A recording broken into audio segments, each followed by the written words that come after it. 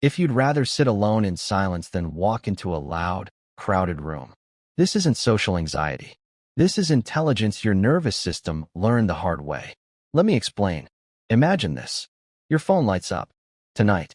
Huge crowd. Crazy energy. You'll love it. And instantly, your chest tightens. Your brain starts running simulations. Your body already feels tired. Not because you hate people. Not because you're shy. But because your nervous system just saw the future and said, absolutely not. Here's the truth most people miss. Your brain doesn't experience crowds as fun. It experiences them as data overload. While most brains filter noise automatically, yours doesn't. It registers everything. The flickering lights, the overlapping conversations, the fake laughs, the tension behind smiles, the subtle competition in the room. Your brain isn't partying. It's working overtime. Psychologists call this sensory processing sensitivity. Translation? Your mind is built like a high-performance server, and crowds force it to run 200 tabs at once. That's not weakness.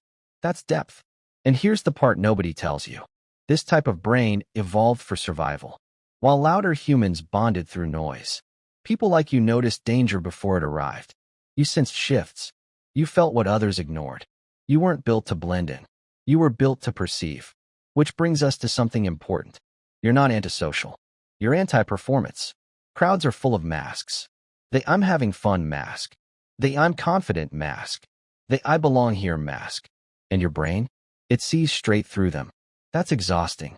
Not because you judge people, but because you feel the gap between what's being shown and what's actually real.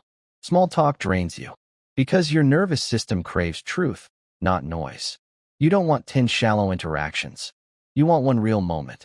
Depth over volume. Meaning over movement. And here's where science gets interesting. Your brain doesn't run on dopamine the same way extroverts do.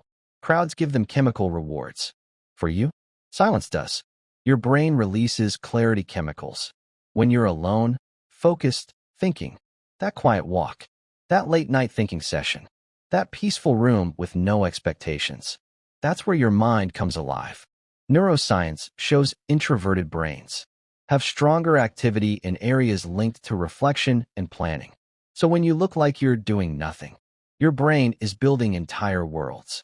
And one more thing, you don't just notice emotions, you absorb them. Crowds hit you like emotional Wi-Fi. Everyone's stress, everyone's insecurity, everyone's excitement. Downloaded, unfiltered. That's why 2 hours out cost you 3 days of recovery. But that sensitivity, it's also why you understand people deeply. Why you sense shifts before words change. Why people feel seen around you. You're not weak. You're finely tuned. And finally listen carefully. You're not avoiding life. You're choosing alignment. Silence isn't emptiness. It's where your system resets. Solitude isn't loneliness. It's where you meet yourself without distortion. You're not missing out. You're opting out of chaos that was never meant for minds like yours.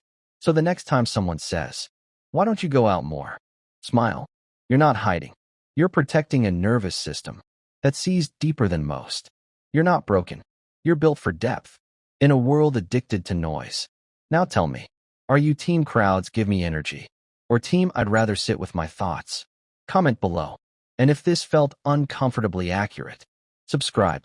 The next video explains another introvert trait most people completely misunderstand.